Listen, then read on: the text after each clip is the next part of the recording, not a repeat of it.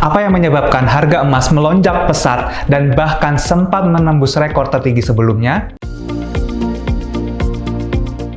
Tren bullish pada pergerakan harga dimulai sejak pertengahan Februari ketika harga emas mengakhiri pola bearish yang dibentuk dari awal tahun 2024. Hal ini bertepatan dengan rilis data inflasi Amerika bulan lalu yang sempat membuat kenaikan harga yang semula di level 1.990 USD per troy ounce ke kisaran 2.030 USD per troy ounce di akhir bulan Februari.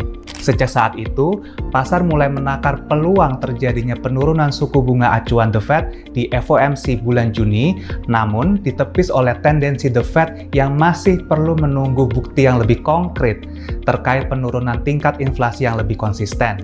Pasalnya, tingkat suku bunga acuan The Fed masih berada di level tertingginya di kisaran 5,25 hingga 5,5% sejak tengah tahun lalu.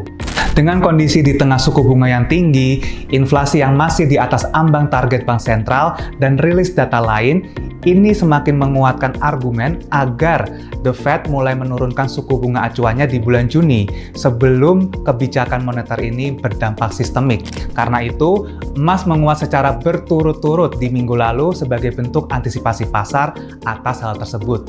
Setelah sempat hampir menyentuh level 2.200 USD per troy ounce di minggu lalu, pergerakan berangsur turun di minggu ini dan di Kamis 14 Maret malam, harga berkisar di 2.155 USD per troy ounce.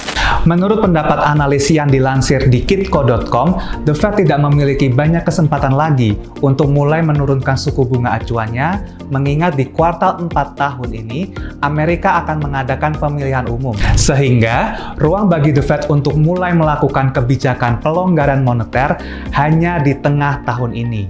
Hal ini semakin menguatkan spekulasi pasar terkait penurunan tingkat suku bunga acuan di bulan Juni. Dapat sobat mulia cermati bahwa jelang pertemuan The Fed di minggu depan, tidak banyak data yang dijadwalkan rilis, sehingga pergerakan harga kemungkinan akan bersifat sideways atau stabil dengan beberapa momen fluktuasi up and down yang dapat dipandang sebagai buy the dip oleh analis.